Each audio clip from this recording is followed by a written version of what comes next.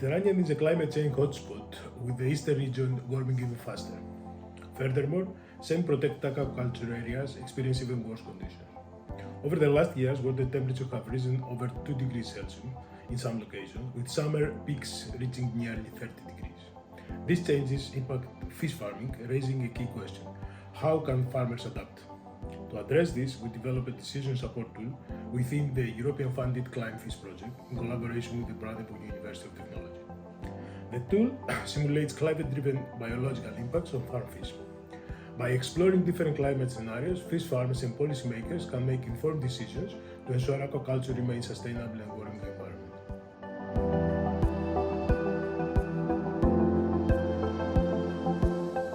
To develop the decision support software, we follow a co-creation approach to ensure the tool meets the needs of the Greek aquaculture stakeholders, that is, the farmers, producer organizations, and policymakers. The tool was developed in phases, incorporating feedback throughout. We held 3 key meetings. First, to introduce the concept. Second, to present preliminary results. And third, to finalize the tool. This iterative process improved its usability and accuracy. The DSS supports multiple decision-making levels, helping farmers optimize seeding schemes and locations, while assisting policymakers with aquaculture zoning and climate adaptation planning.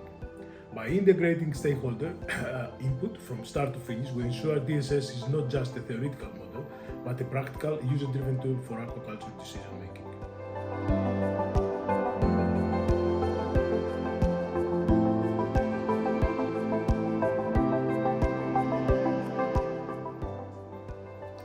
A major challenge was developing reliable climate-driven fish performance models. Understanding how temperature affects farm fish requires robust data, which we gather through our targeted experiments and research collaboration. Initially, we focused on temperature due to data limitation and other factors. However, stakeholders stress the importance of wind and heat waves.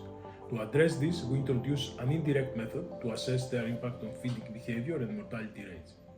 Another challenge was integrating economic projections. Partnering with Syndesa and the Greek Producer Association, we incorporate an economic model. Stakeholder engagement was key, and using the multiple loop approach mentioned earlier was essential.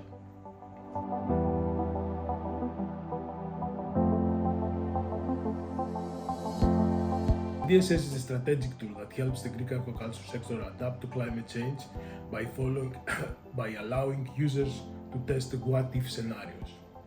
For producers, the tool helps optimize fish growth, reduce costs, and support decisions on species selection, seeding schemes, and potential offshore farming viability. Policymakers can use it to evaluate production shift and designate new zones for aquaculture development. While there are some uncertainties with such tools, the goal is not to predict the future, but to highlight large-scale trends and offer a range of potential outcomes to help stakeholders make informed, proactive decisions.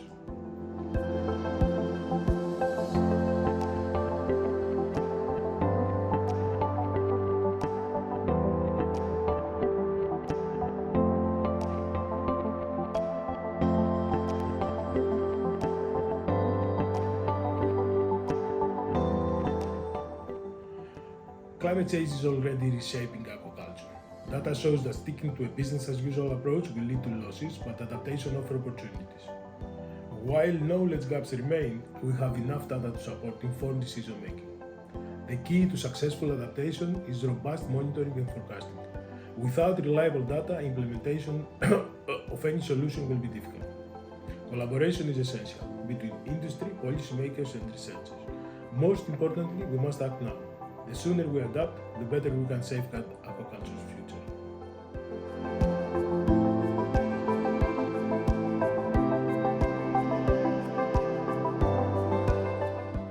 And the final comment. Ensuring the economic and social sustainability of aquaculture is critical as we transition toward decarbonization.